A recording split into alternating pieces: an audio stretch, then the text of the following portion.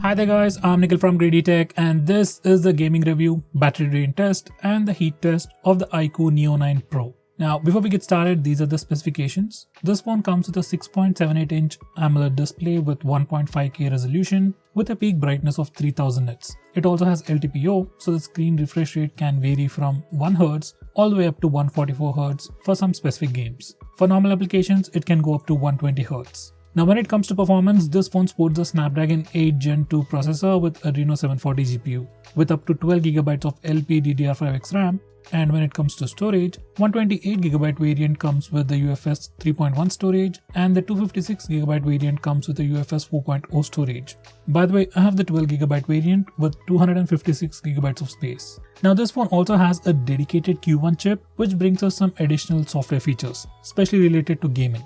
First, we have something called Super Resolution, which can increase the contrast and overall clarity and improve the sharpness of edges while you're playing the games. Next, we have something called Game Frame Interpolation. Now, normally when you play games, whether it's Genshin Impact or BGMI, at normal settings it can go up to 60 FPS or at max probably at 120 FPS if you reduce the graphic settings. But with this Q1 chip, once you enable this Game Frame Interpolation feature, this chip will automatically add extra frames and make the frame rate go up to as high as 144Hz for games like BGMI and Genshin Impact. So with this particular feature, even if you're running games at high graphic settings, you'll have much better frame rate than other phones which doesn't offer these features. Besides that, we also have something called 4D game vibration, which vibrates your phone every time you get shot or every time you shoot or whenever there is a blast. We also have voice changer feature and motion control feature where you can trigger specific actions when you perform specific motion actions with your phone.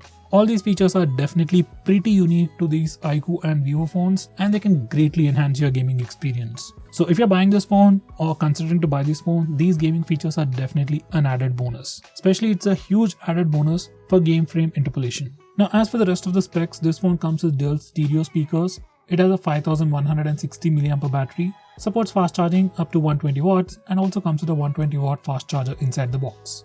Now these are the Antutu and Geekbench scores. By the way, this is the last year's flagship processor and this is definitely the second best processor that you can ask for in the market. At least as of right now, February 27th. Now coming to the gaming review, this is my current setup. There is a huge light on one side. Phone has currently 76% battery. There is an AC running in the background at 26 degrees and the current room temperature is 27 degrees. Now I'll check the temperature of the phone. It's about 32 degrees all around. On the front it's 32, on the bottom it's 32, on the back is also 32. Now I'll start the timer and start playing BGMI or Battlegrounds Mobile India or PUBG.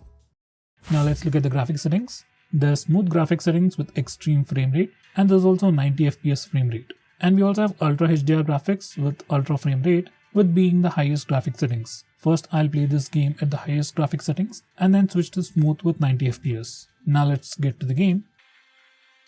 By the way, whenever you open a game, you can just swipe from the edge to access Game Assistant. From here, you can block notifications, reject calls, and you can also access features like Game Super Resolution, Display Enhancement. By the way, if you enable Display Enhancement, colors will pop out a lot, shadows will be enhanced. Overall, it makes footage look much better.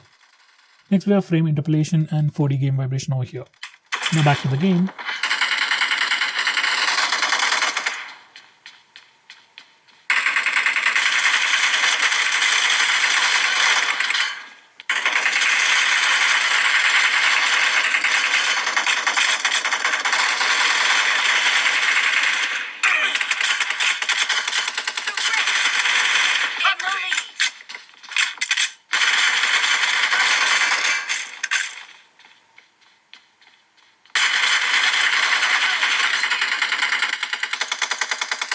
Visuals are great, details are sharp, reflections, particles and light effects are all pretty good. By the way, I was playing this game with frame interpolation turned on. So that's the reason the entire game feels much more smoother. Highest graphics make the color look much more vivid and the controls are also pretty smooth. Game vibrations, that 4D vibration was pretty good. I forgot to mention haptic engine on this phone is also pretty good. Like you can expect a flagship level haptic engine. As for audio, these dual stereo speakers sound pretty good. Overall, I didn't notice any lag and the overall gameplay was pretty smooth. Now I'll be changing graphic settings to smooth with 90 FPS settings.